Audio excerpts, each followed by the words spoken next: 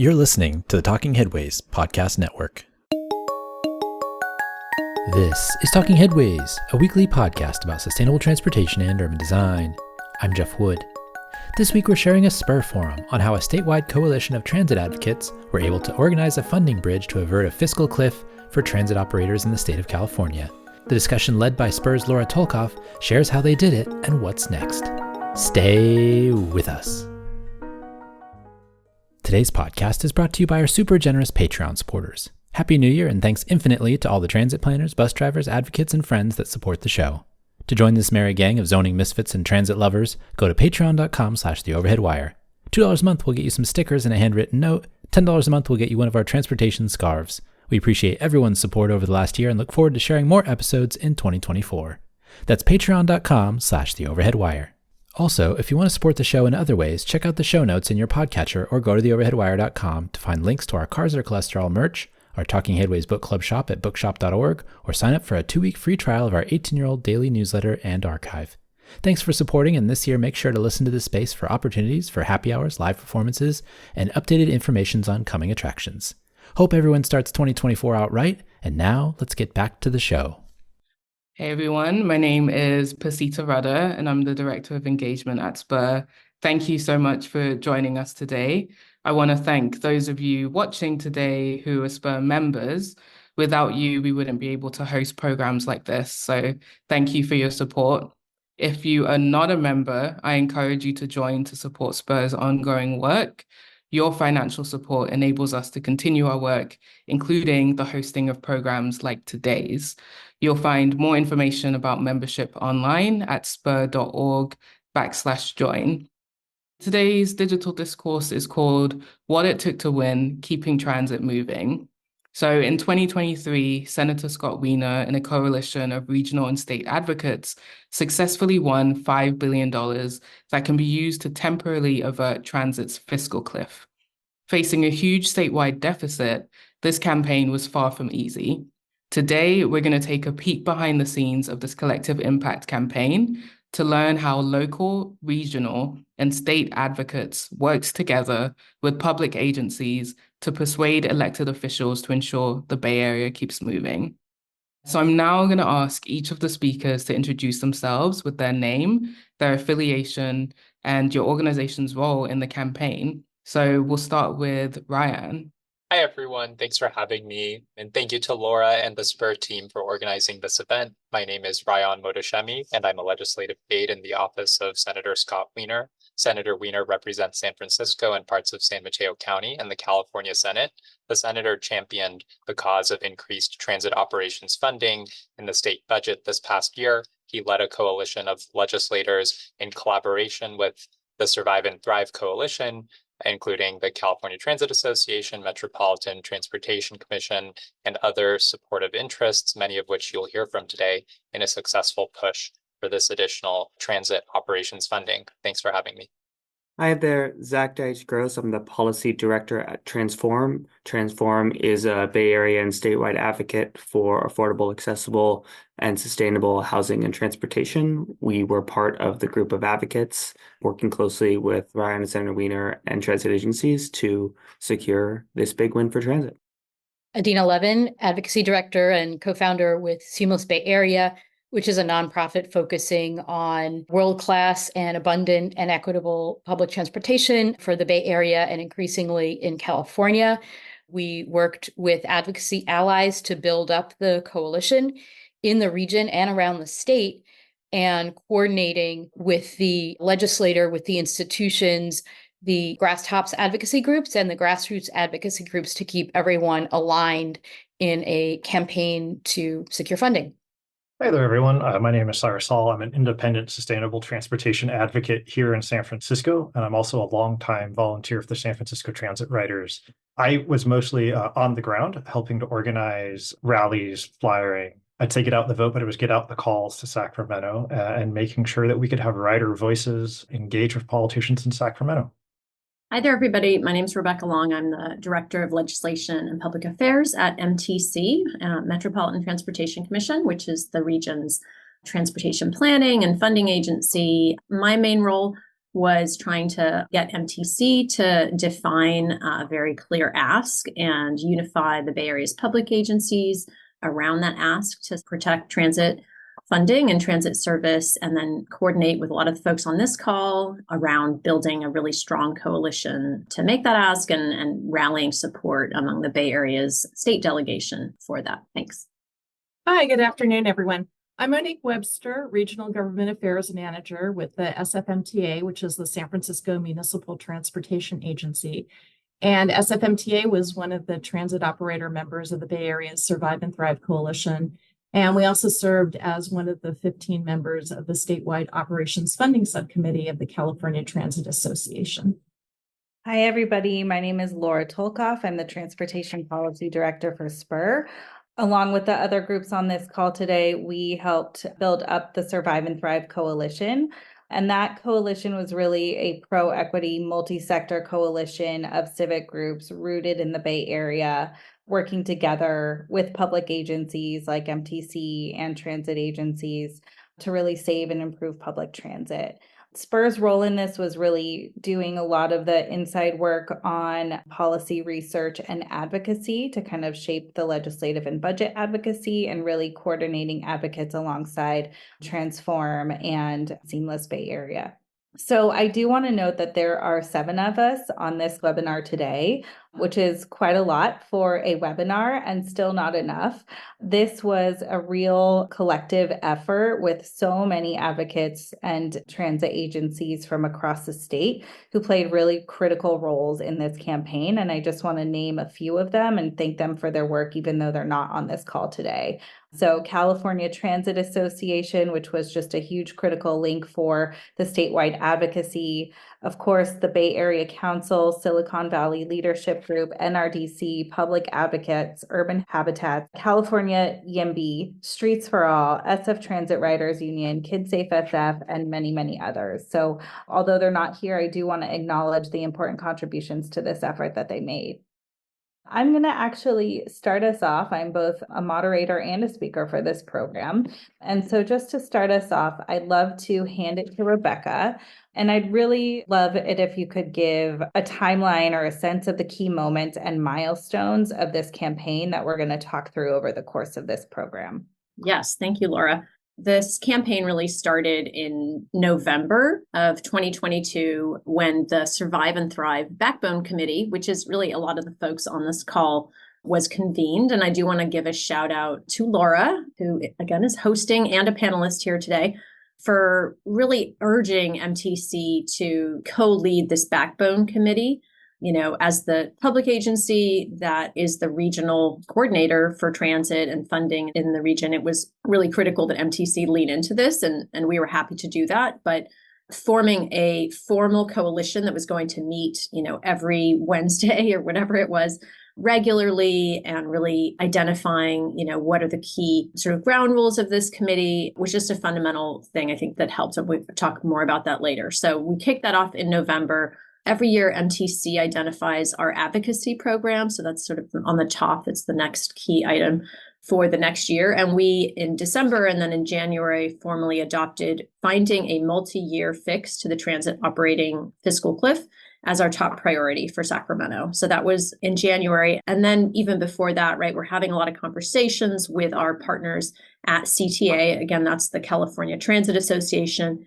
And so in December, they identified, and that's sort of the next one on the top there, they wrote their first letter urging the legislature to take action. That was followed by the governor's budget coming out in January with not only no help for transit operations, but actually setting us back. And so the governor had proposed to cut funding by $2 billion that had been promised.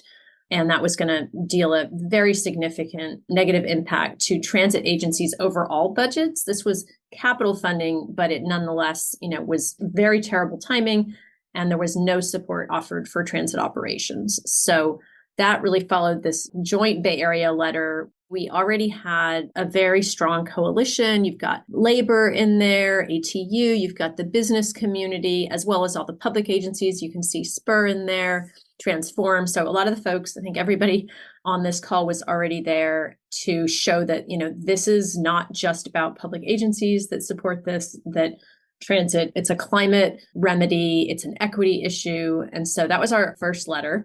And then, we just sort of continued to put the pressure on. I think the next really notable item was in February, there was this joint Assembly and Senate Transportation Committee informational hearing. And I think that was a testament to the fact that the legislature and staffers were already hearing a lot of this pressure, right? They were getting these letters. They were realizing that this is a top concern. So they held this informational hearing, and many of us were invited to testify about what was needed. And a lot of this was about, how are we recovering from the pandemic, but just urging that, federal COVID relief funds, which had been a lifeline, they aren't lasting forever. We're going to need the state to step up. And then, we had another letter, the Joint Bay Area letter number 2 in March, with an even bigger coalition. And so we just kept growing this. And one thing I would note is that even though this was a Bay Area-led coalition, the advocates, many of whom are on this call, did a great job of engaging folks across the state. And so you had climate, grassroots organizations from San Diego, from Southern California. So it really was starting to build that statewide ask. So then you have May Revise, another letter in May, because we really hadn't seen any traction. So we just kept applying more and more pressure. That preceded the May Revise, which is the governor's update to the January budget. And, many of us were hopeful that there would be some kind of a nod to transit operating funding. And I think there might have been some verbal acknowledgement that transit's very important, but no specifics in terms of dollars, no commitment made. So that was very concerning. And I think that's really when the advocates stepped up the direct action. So you can see this transit rallies and funerals, which I'm sure many of you were aware of that, read about that, saw that on social media, very dramatic visuals of, model BART cars being covered in wreaths and just drilling home, like, can you imagine the Bay Area without transit? And that was followed by letters from members of Congress. There was a joint letter by many members urging the legislature to take action, like, we've done our bit. Now it's the state's turn. We started to really see more local government engagement too, with the big city mayors. There were other local elected officials, city council letters. And so all of this was happening until we finally got an announcement through the budget process that there had been a deal. And the state budget, can be quite opaque. And in this case, it really was through the formal committee process. We were seeing some statements that were suggesting that we were breaking through, but we didn't see any commitments in the formal budget committees until there was basically a deal made with key leadership and the budget committees that identified not only restoring the governor's budget cuts, so that was restoring $2 billion, but adding an additional $1.1 billion to the overall pot. And it wasn't everything we asked for. It was a little less than half, but it was enough to sustain the need for the next 3 years, basically, once MTC brought some additional funding to bear. So with that, I will close and see if you want to add anything on, Laura, or anyone else. Thanks, Rebecca. So we'll be returning to this timeline over the course of this webinar. So really important to start with that general look. I'd like to turn it to Raayan and ask him to talk a little bit about what was happening in the fall of 2022. Rebecca, maybe you could speak to some of those early warning signs that we were starting to see. And then Raayan, a little bit about how would you say the Bay Area's outlook compared to the rest of the state when we started to kind of get a sense of what the picture was looking like?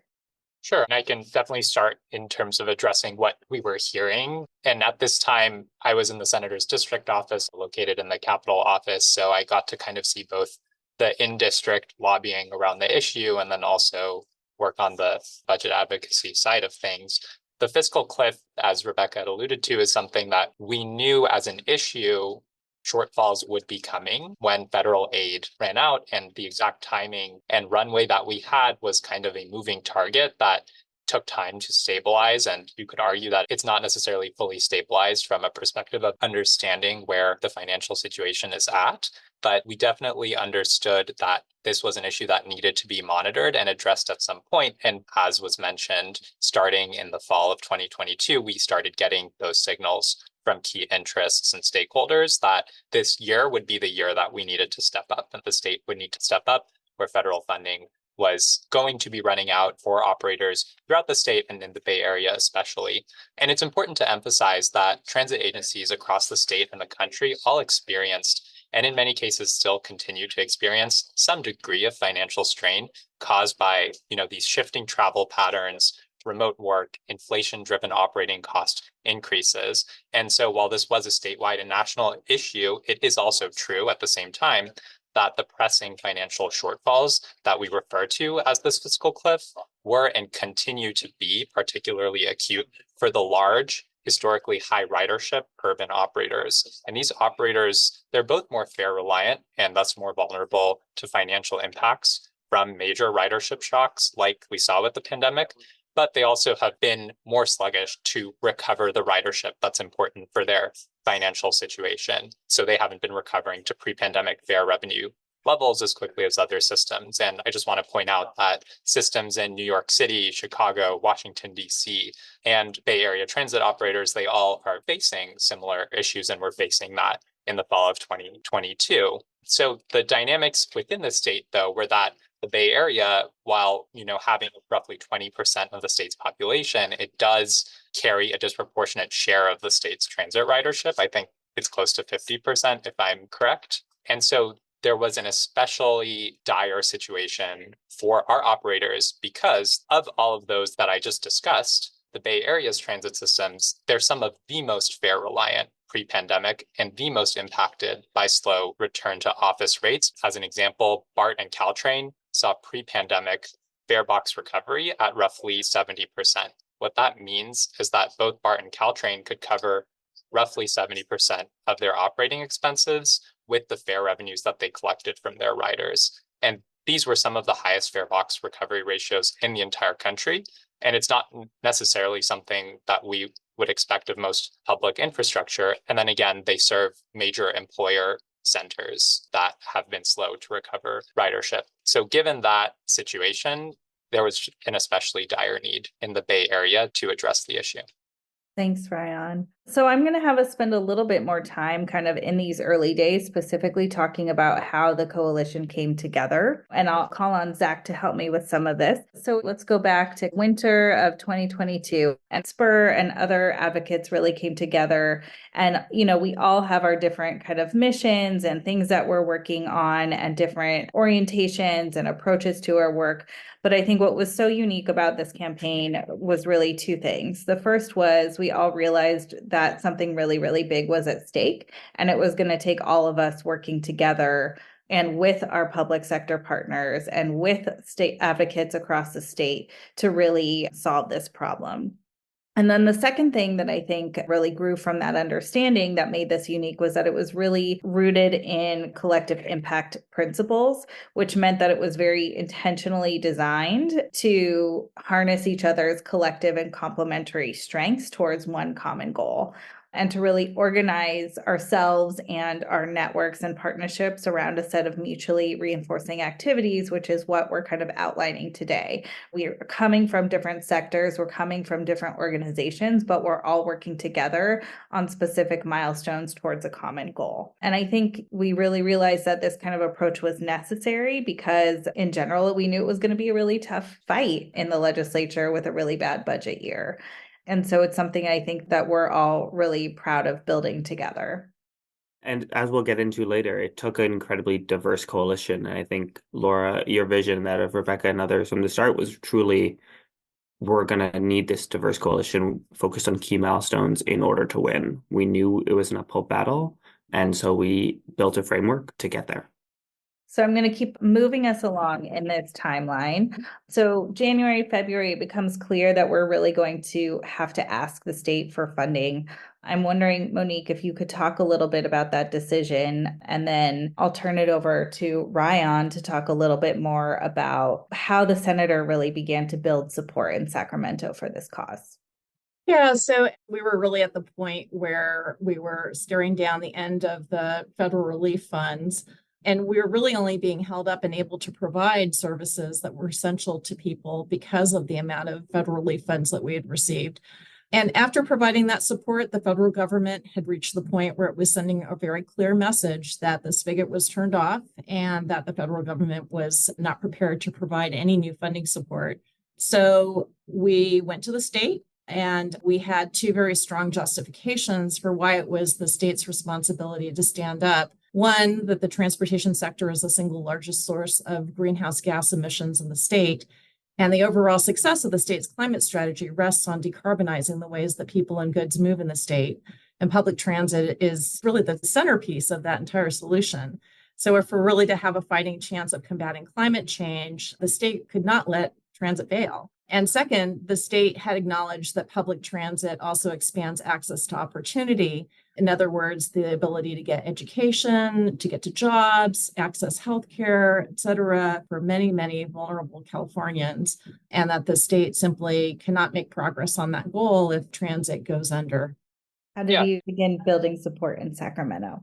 So prior to the release of the governor's initial proposed budget in January 2023, we were very focused on stakeholder engagement with the various key entities that would end up comprising the coalition. So that was a lot of engagement on strategizing and providing input on how to increase the likelihood of a budget campaign success, given the headwinds that have been discussed, including a projected budget deficit, but also at the same time, the importance of transit in the state in terms of meeting key state goals. And so we were engaging in scenario planning for how to react to the governor's proposed budget, whether or not that budget would have proposed addressing the fiscal cliff or not.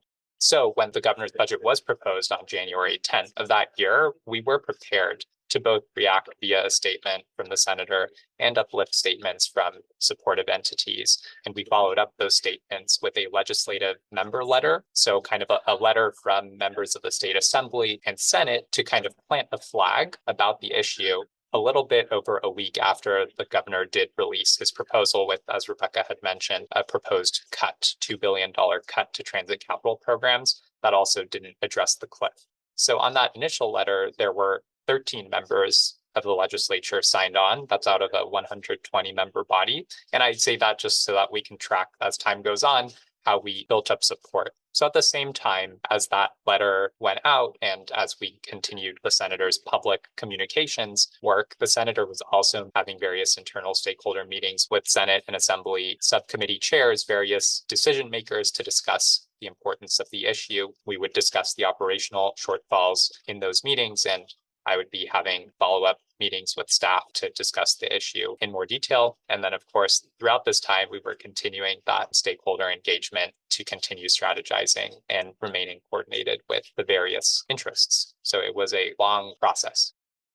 So now we're going to jump ahead to the spring. And at this point, just as a reminder, the governor has released his budget message and the legislature has also issued their priorities. And we really were not seeing a lot of traction for this cause. And I think, to put it mildly, we were starting to get really worried. And this is where we really started leaning into direct action and organizing and using kind of the media and public opinion to bring attention to this cause.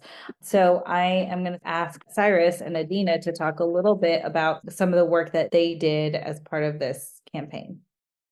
So in the timeline, and I think if you were watching the story on the news, it seemed like the grassroots activity really came out of nowhere, but there were actually several months of really methodical preparation for this. As the coalition grew in the Bay Area and around the state, we built up a set of tools. We built up a website that had presentations where we would give presentations to groups all around the Bay Area and all around the state, engaging their membership that this was a critical issue.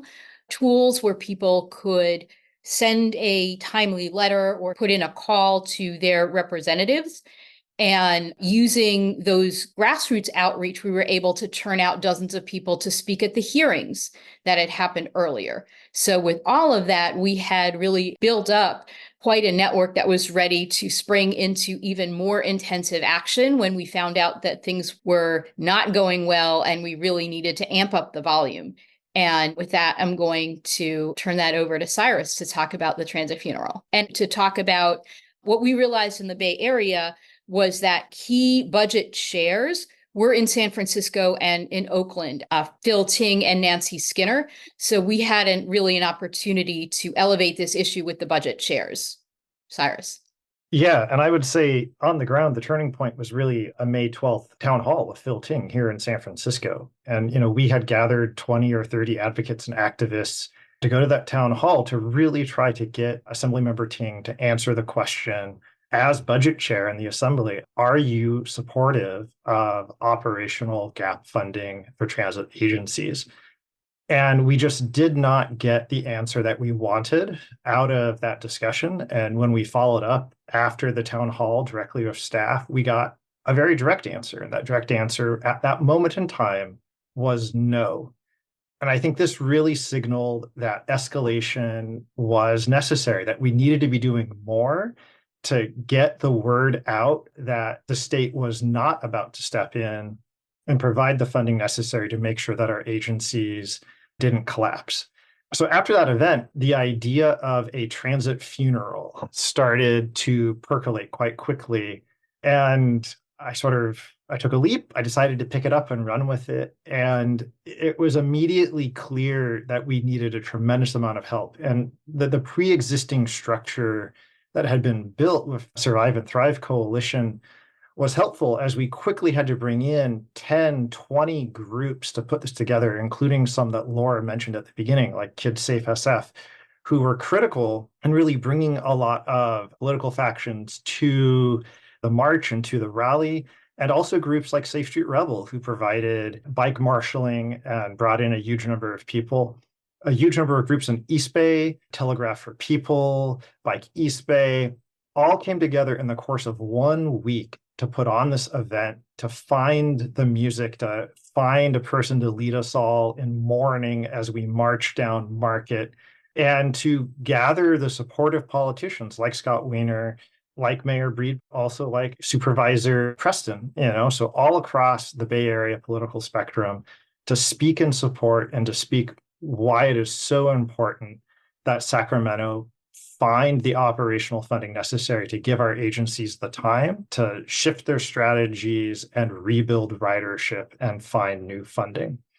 So on 6/3, on June 3rd, we held the funeral and rally starting in Oakland, marching on BART underneath the bay through the Trans-Bay Tunnel, and coming out in Civic Center, and then marching down Market to San Francisco City Hall, where we held a rally with speakers including Mayor Breed, Senator Scott Wiener, and a number of other local politicians and agency heads. And at the end of the rally, it was really clear that we'd produced a bunch of energy and momentum.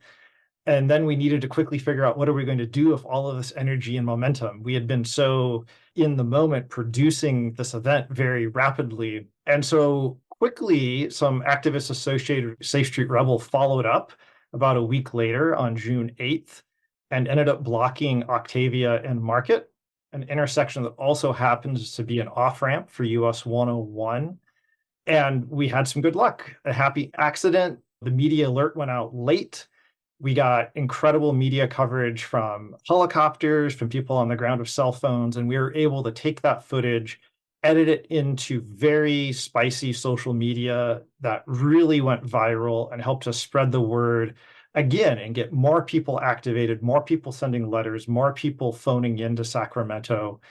And that pivoted further into flyering on BART. An advocate in East Bay really found that talking to people directly on the train was generating a lot of letters and phone calls. So it's just one thing leading to another and building on energy every step of the way, and always being ready to escalate just a little bit more in order to make sure that the media was covering the issue, that people were learning about it, and that people were reaching out.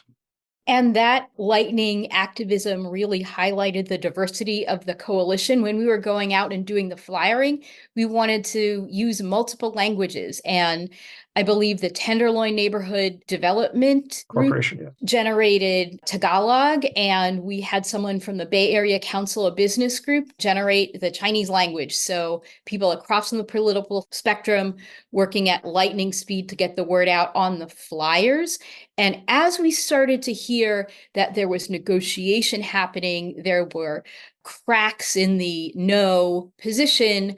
We used the thousands of people that we had built up in a list, encouraging people to call the governor, call the budget chairs, call the leadership that were negotiating. And in those last couple of weeks, we generated over 10,000 calls and letters, really amping up that volume as they were making those final decisions.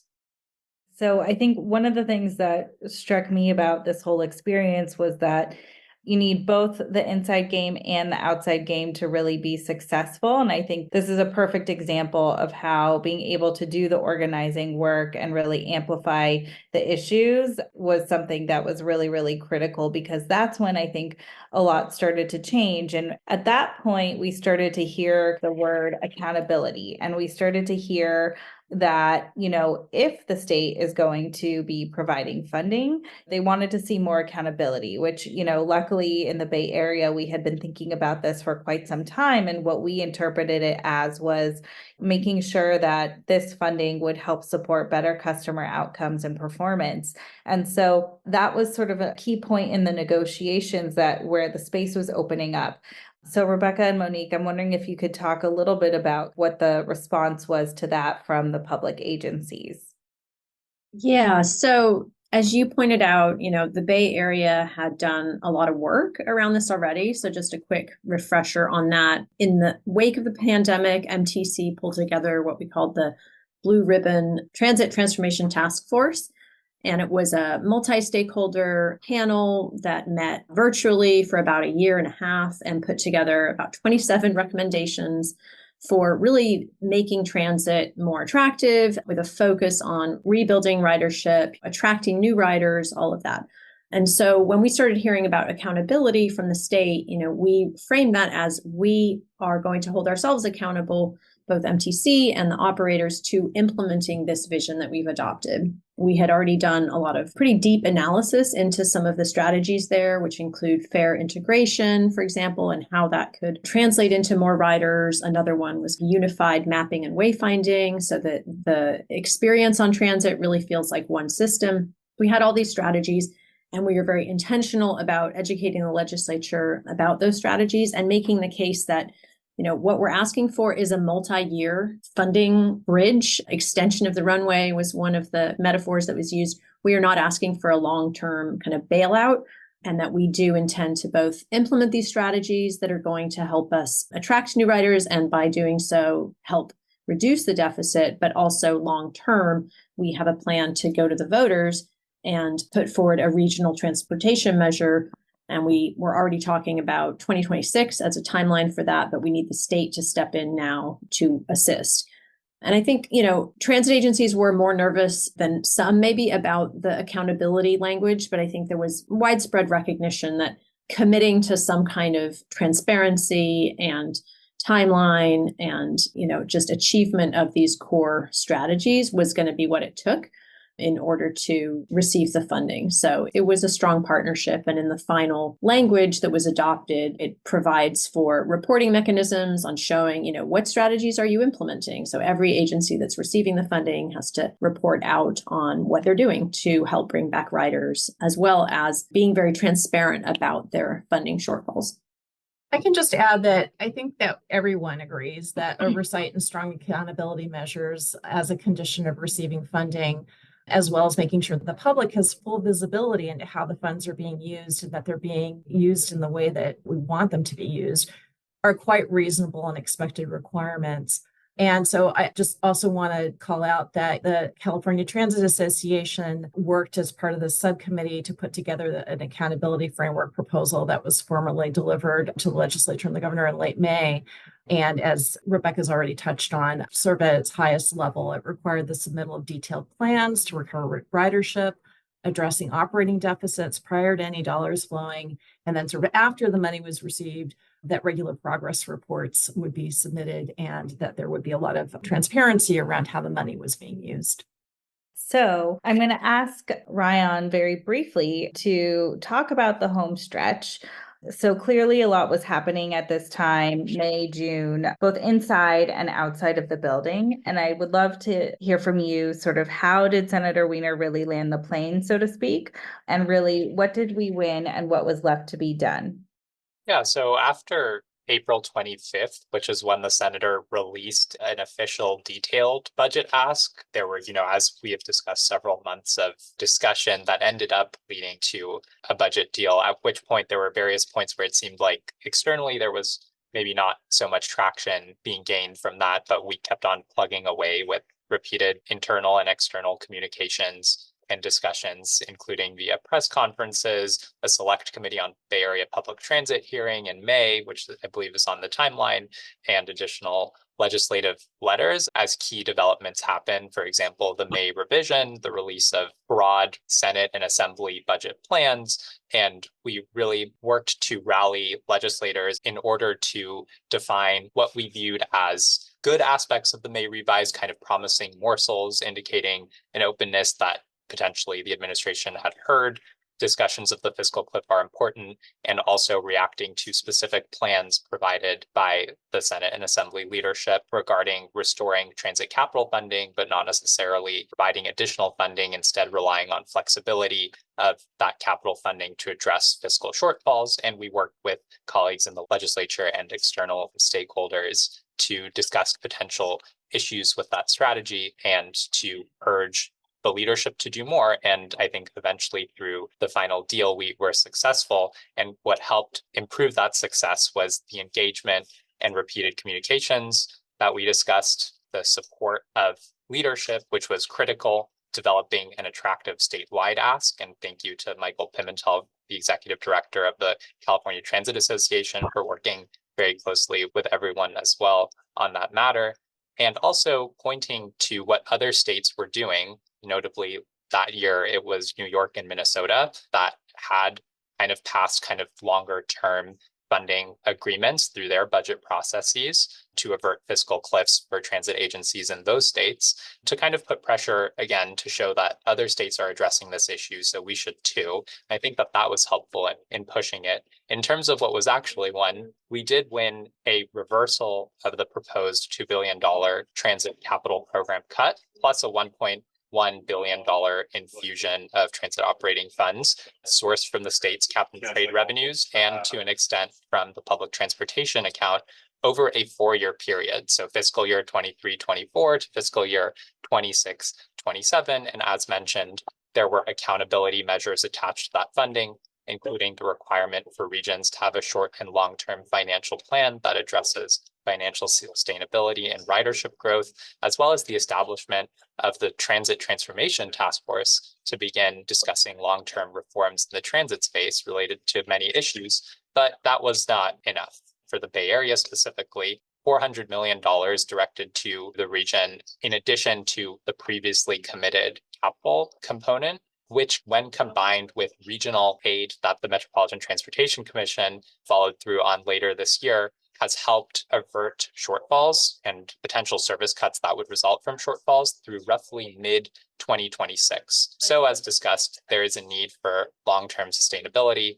In June and July of last year, as it became clear that, whatever was going to happen, there wasn't necessarily going to be a long-term solution through the budget, that we needed to focus on potential additional near-term and long-term solutions. So the senator introduced Senate Bill 532 last year, which was a temporary bridge toll increase to basically supplement whatever funding was coming to the Bay Area over the period of the budget proposal. The senator was proposing a $1.50 bridge toll increase on the Bay Area's state-owned bridges.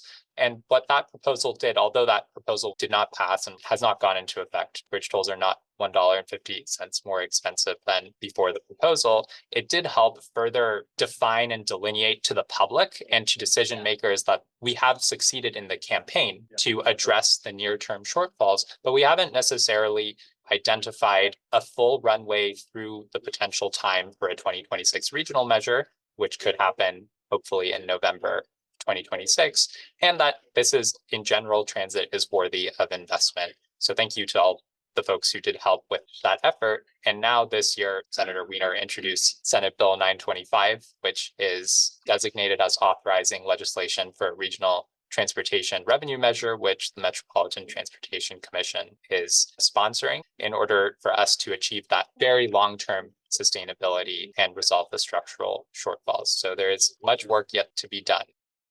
Thanks, Raayan.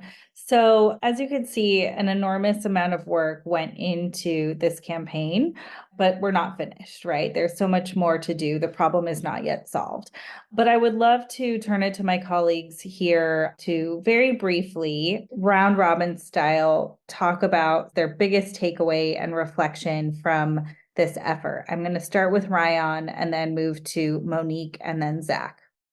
For the budget campaign specifically, I would highlight the need to pursue significant state buy-in for a statewide advocacy effort. So really thinking about how can we ensure that the entire state transit stakeholder space and others who are supportive, including in like the environmental, housing, and business worlds, are bought into the issue and understand that this is of importance to the state, not just the Bay Area. And the coalition was able to successfully do that. And in all of our legislative sign-on letters, there is diverse geographic representation amongst the legislative membership. And that was because there was advocacy from across the state on this issue. And also something that I think we could continue working on is how to define the need early and ask early. The official ask was transmitted in late April. And that's about 4 months after the governor's proposal. And of course, it takes time. That's because so much engagement was being done to ensure a unified advocacy effort. And the sooner, the better. Spreading a positive message is always important. And noting that transit needs a diverse set of revenue sources to succeed, because over-reliance on one specific source, such as fare revenue, can lead to instability and volatility from a financial sense. So those were all takeaways I think are important for us to think of as we go into future advocacy and future work in the transit space. Yeah, what really struck me during all of this was just how much, unfortunately, the negative narrative got the most attention. And it was when you're in the middle of things, you think, oh, we're doing all these great things and we've made all these adaptations and we've changed all these things. And it felt like no one knew that. And so that was very eye-opening. So just the lesson that I took forward from that, or that I think everyone should take forward from that, is that, we just have to keep getting our voices out there and we have to keep talking about the positive things that are going on, because at some point, the tide did turn a little bit and we started to see more recognition of those kinds of stories in the press.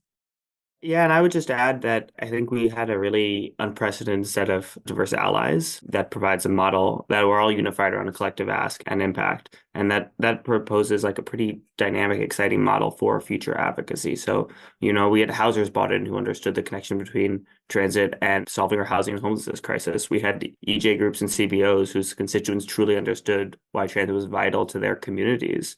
And we had grassroots activists from across the state who understood the nature of the crisis. And I think that bodes well for the impact we know we need to continue to make so that transit can survive and thrive. Thanks. I'll go next, and then Adina, and then Rebecca will take us home. So just to echo some of the themes that my colleagues have said here, I think that it's really easy sometimes to kind of create this false dichotomy between inside game and outside game in the advocacy world. And I actually think that what this showed us is that you really need to have the full spectrum in order to be able to make a change, and that there's different kind of modalities that you have to draw on at different times to be successful. And, there are some things that public agencies can do really well that advocates can't do. There are some things that advocates can do really well that public agencies can't do. And so you really actually need everything. The second thing I would just offer, which is related to that, is like having good research and a shared understanding really matters. So to Monique's point, there's a lot of things that are happening that are very positive that people didn't know about.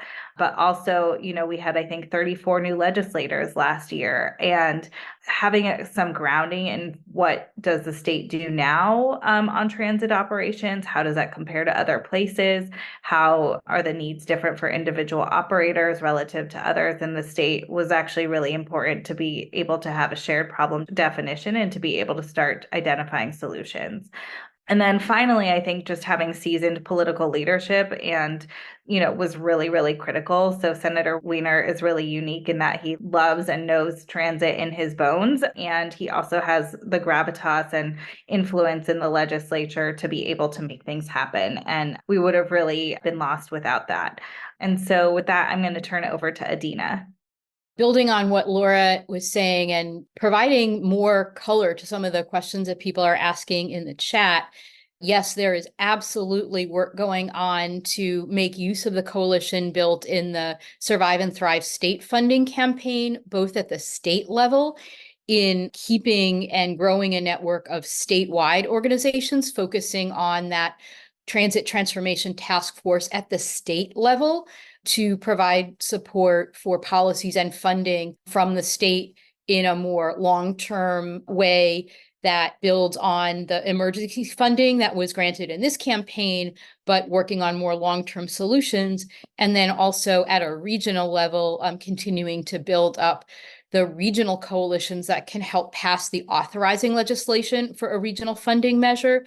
And also, at the end of the day, get that measure passed.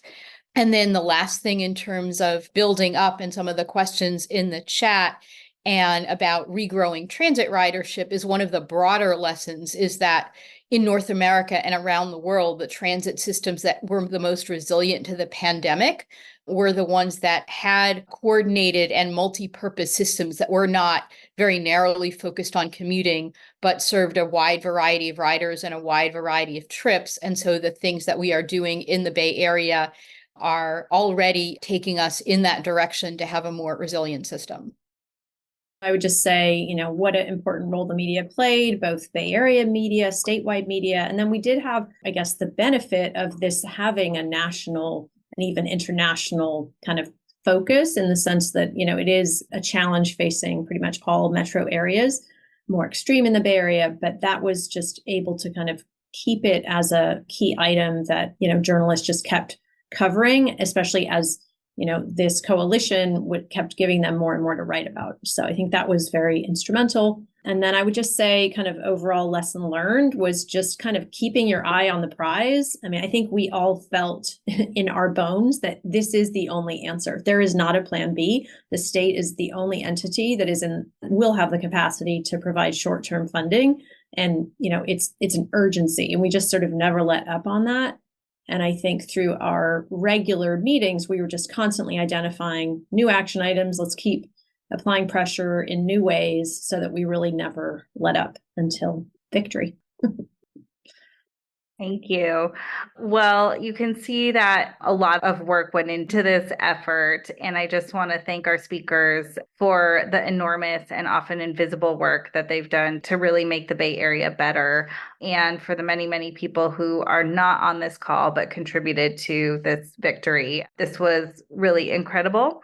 The odds were very much against us, and there's still more work to do. So just a big round of applause for everybody here and everybody who contributed. And thank you to everyone who is attending today.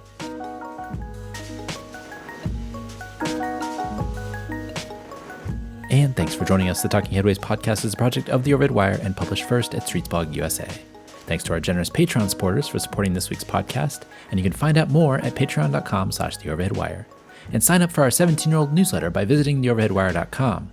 To get the show each week, follow along at your podcatcher of choice, including Spotify, SoundCloud, iHeartRadio, YouTube, TuneIn, Apple Podcasts, and many, many more. And if you can't find it there, you can always find its original home at usa.streetsblog.org.